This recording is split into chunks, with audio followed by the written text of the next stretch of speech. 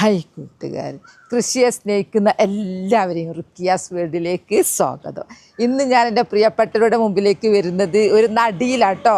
നടിയിൽ ഞാൻ നിങ്ങൾക്ക് പല പച്ചക്കറി നടുന്നുണ്ട്, പൂക്കളെ നടുന്ന ഒക്കെ നിങ്ങളെ കാണിക്കും. ഞാൻ കിഴങ്ങ് വർഗ്ഗങ്ങളെ കാണിക്കുന്നതല്ല. എന്നാൽ ഇന്ന് ഞാൻ നിങ്ങളുടെ അടുത്തേക്ക് പുതിയ നടിയിൽ എന്താണെന്ന് വെച്ചാൽ കുറേ പേര് കമൻറ്റിൽ കാണിക്കും, നിങ്ങൾ ബോഗൺവില്ല നടുന്നതൊന്ന് കാണിക്കുമോ? അപ്പോൾ കാരണം എന്താ അറിയുക, എൻ്റെ ബോഗൺവില്ല നോക്കി അടിപൊളി പൂക്കളായിട്ട് ഭയങ്കര ഭംഗിയാണ്, എല്ലാവർക്കും ഭംഗിയാണ്. റോഡ് സൈഡിൽ ഇങ്ങനെ നിറഞ്ഞ് നിൽക്കുന്നത് കൊണ്ട് എല്ലാവരും റോട്ടിലൂടെ പോകുന്നവരൊക്കെ എൻ്റെ ബോഗൺവില്ല നോക്കല. അപ്പോൾ ഞാൻ വീട്ടിൽ ഗുഡ് മോർണിംഗ് ഒക്കെ ഇതങ്ങ് ഇടലുണ്ട്. അപ്പോൾ അതുകൊണ്ട് ഇതെങ്ങനെയാണ് നിങ്ങൾ നട്ടത്, എങ്ങനെയാണ് നടിയിൽ നിന്നൊക്കെ ഒന്ന് കാണിച്ചു തരുമോ എന്നുള്ളത് ചോദിച്ചിരുന്നു. അപ്പം ഞാൻ ഇന്ന് എൻ്റെ പ്രിയപ്പെട്ടവർക്ക് ഞാൻ എങ്ങനെയാണ് ബോഗൺവില്ല നട്ടത്, എങ്ങനെയാണ് ഇങ്ങനെ പൂവുണ്ടാകാൻ കാരണം എല്ലാം ഞാൻ വിശദമായിട്ട് ഞാൻ ഇന്ന് നിങ്ങൾക്ക് പറഞ്ഞു തരട്ടോ. ഇന്ന് ബോഗൺവില്ലിനെ കുറിച്ചുള്ള ഫുൾ വീഡിയോ.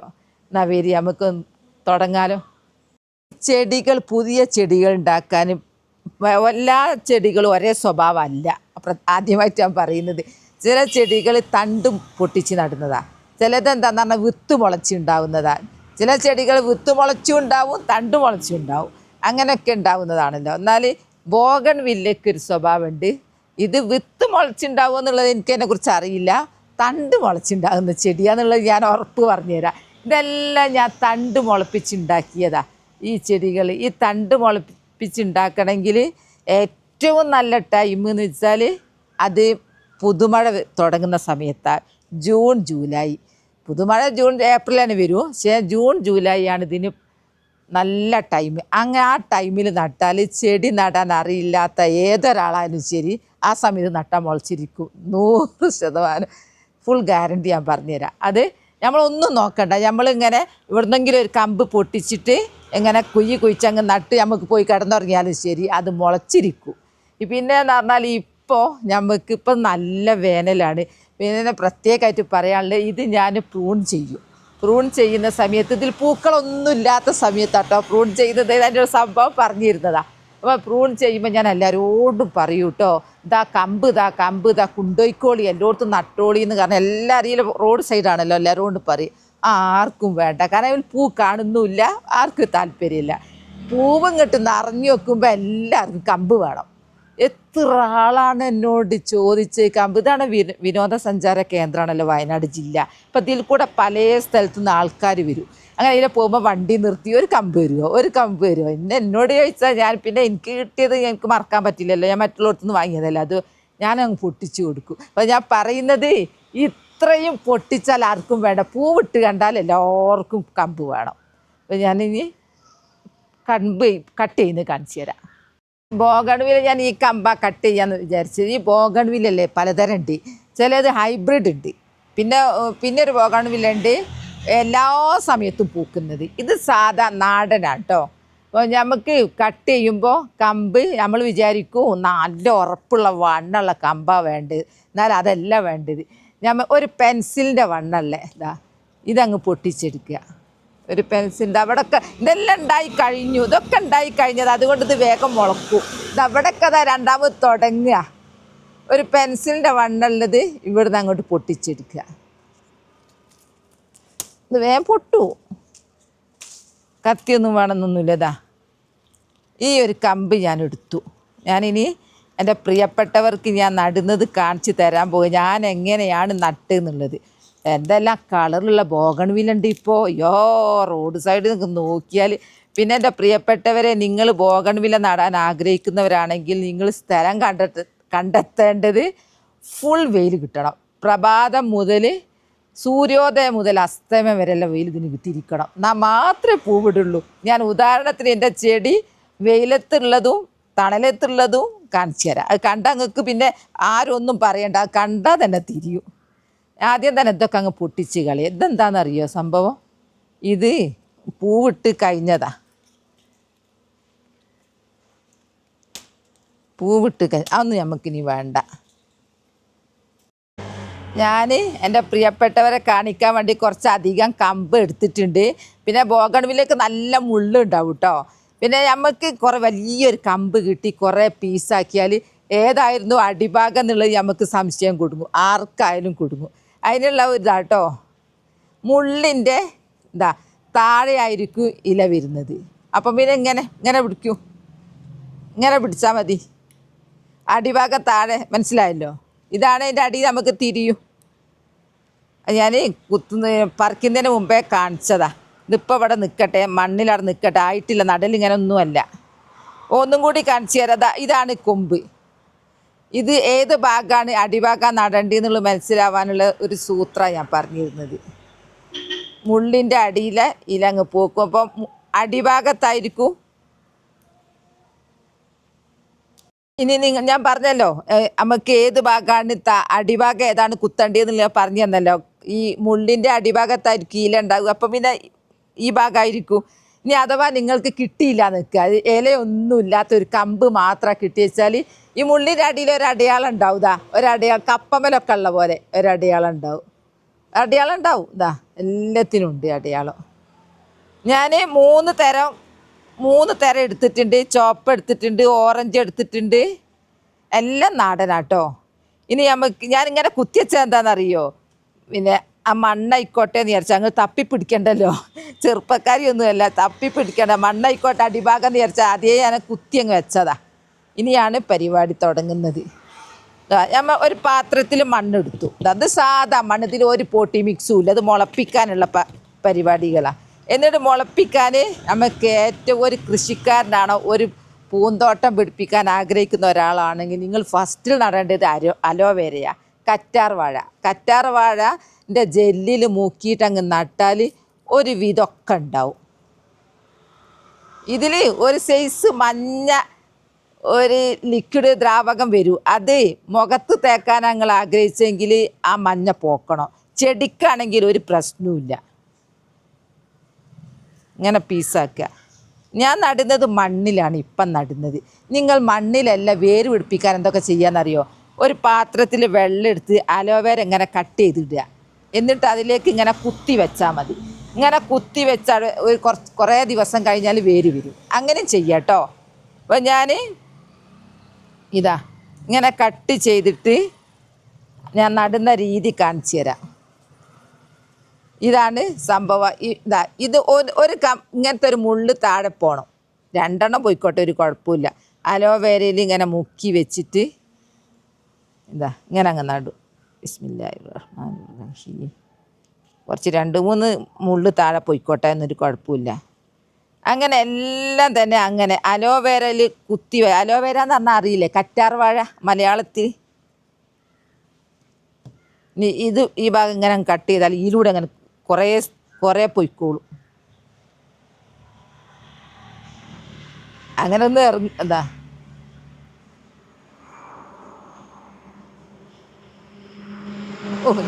ജെല്ലാണിത്. Gel, fresh ജെല്ലാ. ചമ്മോ. ഇപ്പം ഞങ്ങളോട് പറഞ്ഞു എല്ലാവരും നടുകയാണെങ്കിൽ ഫസ്റ്റിൽ ഇത് കാണിക്കുക, ഇത് വേണമെന്ന് കേട്ടോ. നമ്മൾ പിശുക്ക് കാട്ടുന്നതിന് നമ്മളെടുത്ത് ഇഷ്ടം പോലെ ഉണ്ട്. വലിയ പീസ് എടുത്താലെന്താ, പൈസ കൊടുത്ത് വാങ്ങണ്ട. ഇതിനധികം പൈസയൊന്നും വേണ്ട കേട്ടോ. ഇതിനധികം പൈസയൊന്നും വേണ്ട. നഴ്സറി പോയാൽ ചെറിയ പൈസക്ക് അലോവേര വാങ്ങിയിട്ട് നിങ്ങളങ്ങോട്ട് നട്ട് പിടിപ്പിച്ചാൽ മതി. പിന്നെ വേറൊന്ന് പറയട്ടെ, ഈ ബോഗൺവില്ലല്ലേ, കടലാസ് പൂ, അത് നിങ്ങളൊന്ന് നഴ്സറി പോയി ചോദിച്ചു നോക്കി. നല്ലോണം പൂ വരുന്ന 500 രൂപയൊക്കെയാണ്. 500, 2500 വരെയൊക്കെയാണ്. 25,000 ഞാൻ കണ്ടിട്ടുണ്ട്. അത് വലിയ മരമാക്കി വിൽക്കുന്നതാട്ടോ. അങ്ങനെയുള്ളതൊക്കെ ഉണ്ട്. അപ്പം നമുക്ക് ഇങ്ങനെയുള്ള സൂത്രങ്ങൾ പ്രയോഗിച്ചാൽ നമുക്ക് പൈസ ലാഭിക്കാം. നഴ്സറിയിലൊന്നും പോണ്ട. ഞാൻ ഇതിൻ്റെ അപ്ഡേഷൻ എൻ്റെ പ്രിയപ്പെട്ടവരെ കാണിക്കൂട്ടോ. ഒക്കെ കുറച്ച് കഴിയും. സാധാ ചെടി നടും പോലെ നട്ടിട്ട് ആണ് വിചാരിച്ച് മുളക്കുമെന്ന് വിചാരിച്ച് ആരും കാത്തിക്കേണ്ട. ബോഗൺവില്ലയാണ്, സമയം എടുക്കും. ധൃതിയുള്ളവരാക്കും ബോഗൺവില്ല നട്ട് എപ്പം തുറന്നു വെക്കാനൊന്നും പറ്റൂല. നടുന്ന രീതി പറഞ്ഞു തരിക എൻ്റെ പ്രിയപ്പെട്ടവർക്ക്.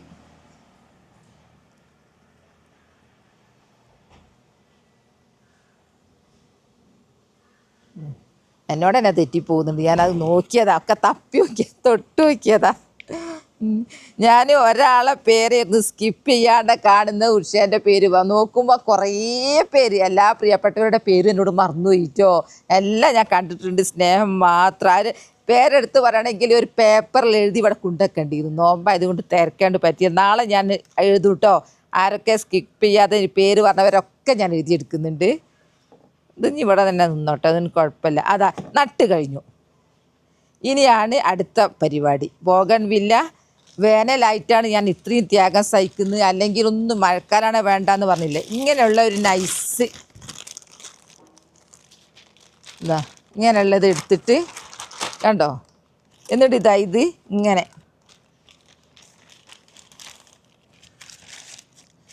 അങ്ങ് മൂടി വെക്കുക.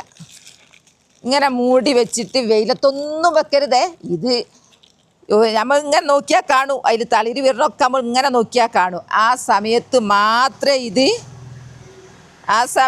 മാത്രമേ നിങ്ങൾ തുറക്കാവൂ. അതിൻ്റെ ഇടയിലൂടെ ചെറിയൊരു ജീവി അതാ നോക്കുന്നത്. കൃഷിക്കാരെടുത്ത് അങ്ങനത്തെ പലതും ഉണ്ടാവും, ഒക്കെ ശ്രദ്ധിച്ച് നിന്നോളണം.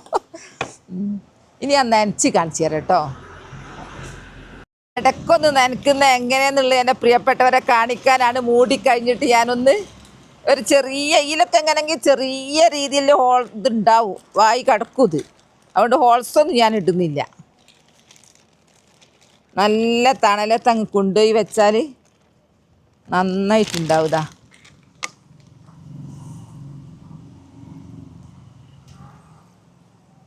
ഇതാ ഇങ്ങനെ ചെയ്തിട്ട്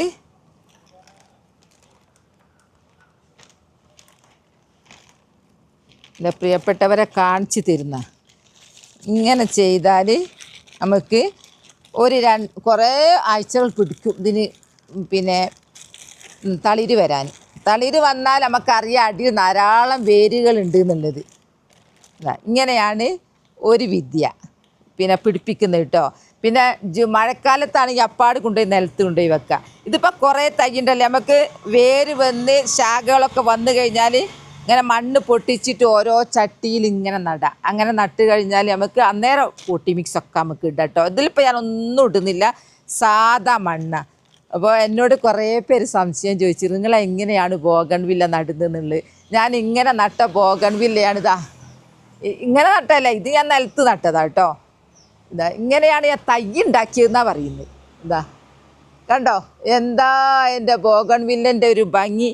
ബോഗൺവില്ല സെപ്റ്റംബർ ലാസ്റ്റ് തുടങ്ങിയിട്ട് ഒരു ജൂൺ മാസം വരെ പൂത്തുലഞ്ഞ് നിൽക്കും. ഇവിടെ കല്യാണക്കാരൊക്കെ കല്യാണ പാർട്ടിയൊക്കെ പോകുമ്പോൾ നിർത്തിയിട്ട് ഫോട്ടോ എടുക്കും. പിന്നെ എന്ന് പറഞ്ഞാൽ ഇന്നലെ ഒരു കാറിൽ ഒരു കൂട്ടരിയിൽ പോകുമ്പോൾ നിർത്തിയിട്ട് കാറ് വെച്ച് ഞങ്ങൾക്കൊന്ന് ബോഗൺവില്ല ഫോട്ടോ എടുക്കാൻ കുറേ വെയിലായിട്ടൊക്കെ പ്രയാസം, എന്നാലും അതിൽ എടുത്തു. അങ്ങനെ ഒരുവിധ ആൾക്കാരെല്ലാം ഇത് പിന്നെ എന്നോട് പറയൂ, നിങ്ങൾ ഇതിലൊരു വെള്ള വെക്കിന്ന്. വെള്ള ബോഗൺവില്ല ഞാൻ വെച്ചിട്ടുണ്ട്, പൂത്തിട്ടില്ല. എന്തുപോലെ പൂത്തുലഞ്ഞ് ഇത് രാവിലെയും വൈകുന്നേരവും കാണണം. അടിപൊളിയായിട്ട് ഞാൻ മുകളിലൊക്കെ വിറ്റാക്കീന്. സ്ഥലല്ലേറ്റ് ഞാൻ ചെയ്ത പണിയാണത്. മുകളിൽ എൻ്റെ ബോഗൺവില്ല അതൊക്കെ പീസ് ഞാൻ ഇതുപോലെ മുളപ്പിച്ചാട്ടോ. അത് ചട്ടിയിലാണ്, അതങ്ങോളം.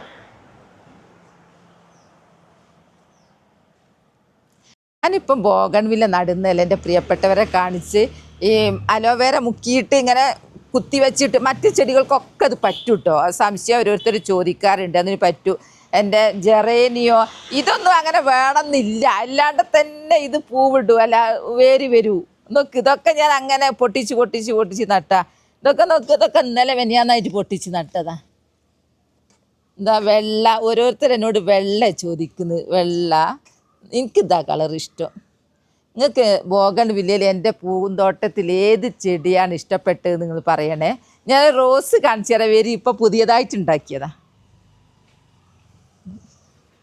ഇതിൻ്റെ കളർ നോക്കി എന്തൊരു ഭംഗിയാലേ. ഇതൊക്കെ ഞാൻ ദിവസം നനയ്ക്കുന്നുണ്ട്. എന്നിട്ട് ഉച്ച നേരത്തെ ഒരു വാട്ട. പിന്നെ ഒരു കാര്യമുണ്ട് കേട്ടോ, എല്ലാവരും പറയും ബോഗൺവില്ല അങ്ങനെ നനയ്ക്കരുത് എന്നുള്ളത്.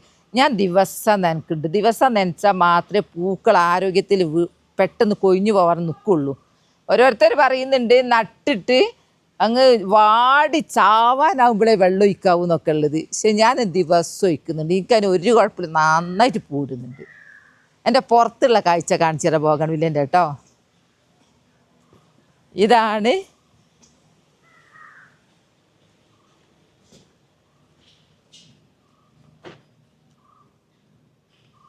ഇവിടെ ഈ കട്ടച്ചോപ്പ് നോക്ക്. ഈ ഈ സമയത്ത് ചോപ്പ് കിട്ടുന്നുണ്ടോയെന്ന് അറിയുന്നില്ല. ഓറഞ്ച്, റോസ്, ഇവിടെ ഒരു മഞ്ഞ. ഇത് കമ്മൽ ചെടിയാന്ന് പറയുന്നുണ്ട്. ചിലവർ ഇതിന് ഡെയ്സി എന്നൊക്കെ പേരിട്ടുണ്ട്. എങ്ങനെ എന്തായാലും പേരെന്ന് എനിക്കറിയില്ല. അതിൻ്റെ ഇടയ്ക്ക് ഞാൻ വെയിൽ കിട്ടണ വേണ്ടി കാബേജ് നട്ടു കൊടുത്തു. എൻ്റെ കാബേജൊക്കെ ഉണ്ടായി. എൻ്റെ കാബേജ് എങ്ങനെയാണ് തൈ ഉണ്ടാക്കിയെന്നുള്ളതൊക്കെ ഞാൻ എൻ്റെ ഇതിൽ കാണിച്ചിരുന്നു കേട്ടോ. ഇതൊന്നും ഞാൻ പൈസ കൊടുത്ത തയ്യല്ല. നമുക്ക് വലിപ്പം വെക്കുന്നു. അടിപൊളിയായി. ഇതിലെല്ലാം കാബേജായി. ഇത് നോക്ക്, എൻ്റെ ചീര, ചുവന്ന ചീര. എൻ്റെ ചുവന്ന ചീര വിളവെടുക്കാനായിട്ടോ. എന്തൊരു ഭംഗിയാ കാണാൻ. അടിപൊളി. ഇതെല്ലാം ഇപ്പോൾ ഞാൻ ഉണ്ടാക്കി വീട് അവിടെ ഒന്നുണ്ടാക്കീന്. പിന്നെ എൻ്റെ തക്കാളി നോക്കി ഞാൻ നട്ടിട്ടേ എഴുതാ. ഇങ്ങനെയുള്ള ഒന്നിലേക്ക് പോട്ടി മിക്സ് നിറച്ചിട്ട് അങ്ങോട്ട് വെച്ച് കൊടുത്താൽ എന്നാൽ എന്താണെന്നറിയാം, നിറയെ പെട്ടെന്ന് ഉണ്ടാവും. ഞാൻ അതത് ആയിട്ടേ ഉള്ളൂ, നട്ടിട്ടേ ഉള്ളൂ. പൂക്കളെ പറയുമ്പോൾ ഞാൻ പൂക്കളെ കുറേ എല്ലാം പറയണല്ലോ. ഇതാ എൻ്റെ നിത്യകല്യാണി 2 തരം. ഒന്നിനുള്ളിൽ ഒരു ചോപ്പ് ഒരു റോസ് കാണുന്നത്, ചിലതിനുള്ളിലൊരു പോയിന്റ് മാത്രം, അങ്ങനെയുള്ളതും ഉണ്ട്. ഇതാ 2 തരം, 2 കെട്ടിച്ചതാ. ഇത് പിന്നെ മഞ്ഞപ്പൂവ് എന്ന് പറഞ്ഞാൽ എമ്മാതിരി പൂവിടുന്ന ആൾ വിചാരം. ഭയങ്കര പൂവ്.